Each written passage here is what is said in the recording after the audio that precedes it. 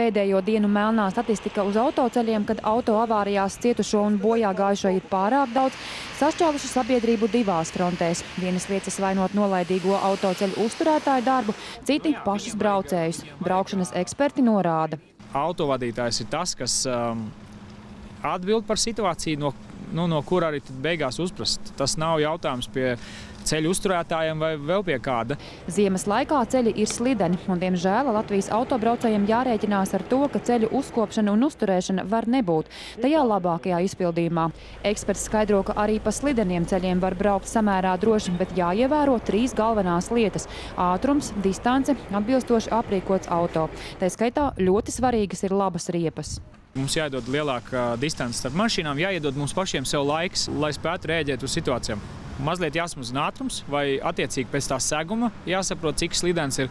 Un, ja ir ļoti slidens, tad iespējams, ka jābrauc uz 40 ir. Nav optimāla ātruma, ar kādu ieteicams braukt slidenos apstākļos.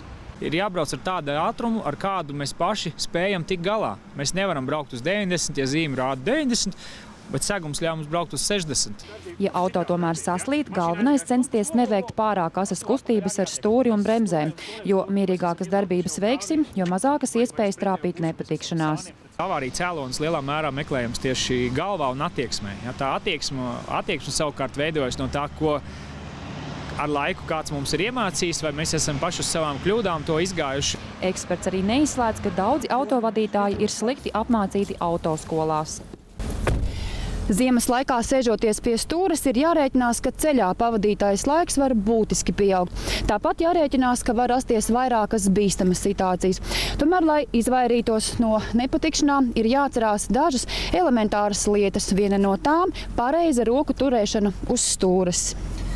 Pareizi rokas būtu turēt uz stūres bez 15.3, jo šādā situācijā mēs strauji varam reaģēt uz bīstamu situāciju.